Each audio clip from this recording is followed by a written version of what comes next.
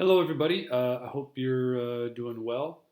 Um, so, uh, this is the 3.6 code practice. You got to write a program to input six numbers. After each number is input, print the biggest of the numbers entered so far. Okay.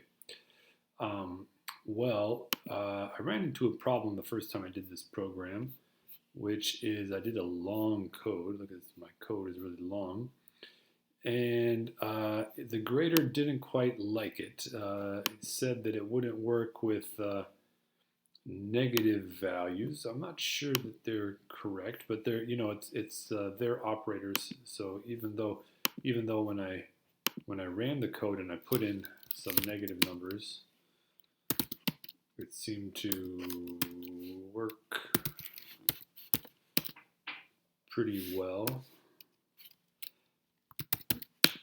Okay, it seemed to work pretty well. Oh, there's a problem. Yeah, right there's a problem. Okay, so you see that I entered a number 0 and it printed -3, but 0 is actually bigger than -3. So there was a problem when I did it with greater than, let's see, 1, 2, 3, 4, 5. Number 5. Okay, so Ray solved that. Let's start from the beginning. We got to get an input variable, and it can be a decimal, so we want a float. Okay, so x1 we can call it, or num1, anything we want. X1 equals float input, enter a number, and then print largest plus the string value of x1. And we know x1 is going to be the biggest value so far because it's the only value. Okay. Now, instead of using greater than or less than, I'm going to use max. Okay. So the max function takes different variables as inputs and then just says which one is the biggest. That's what the max does. So for the next input variable, I do x2 equals float input enter number, and then print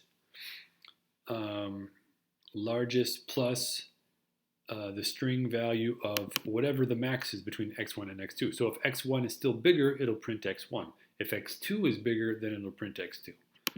Okay, and then so on and so forth for every additional variable, right? You gotta define 6 variables, okay, because the user is going to enter 6 numbers, okay, and each time you just add another parameter into the max function. And let's so I've already done this, so I'm going to just copy and paste the rest of the code here. Okay, and let's stop the one that was already running. Let's run this code. Enter number. Okay, -3, -2.9. Okay, it knows that -2.9 is actually bigger than -3. -2.95 is actually smaller than -2.9.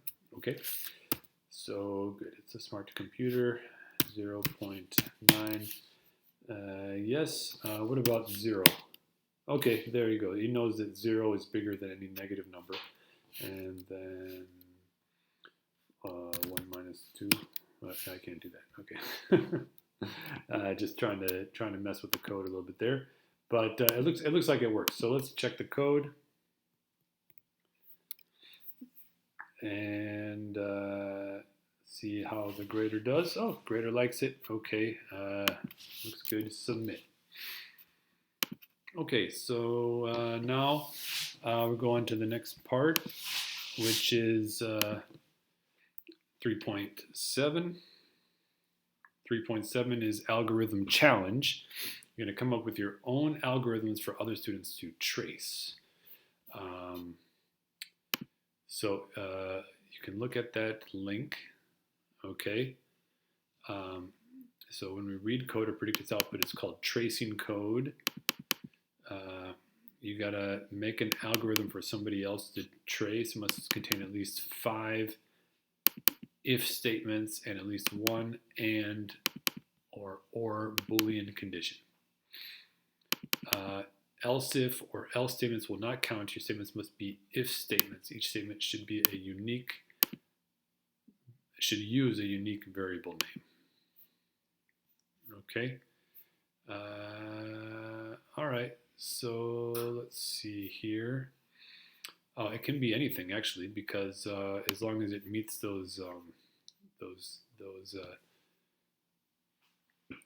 as long as it meets those categories, if it has 5 if statements, then it can work. Okay, well, let me think about this. I got a lot of options, things I can do for this one.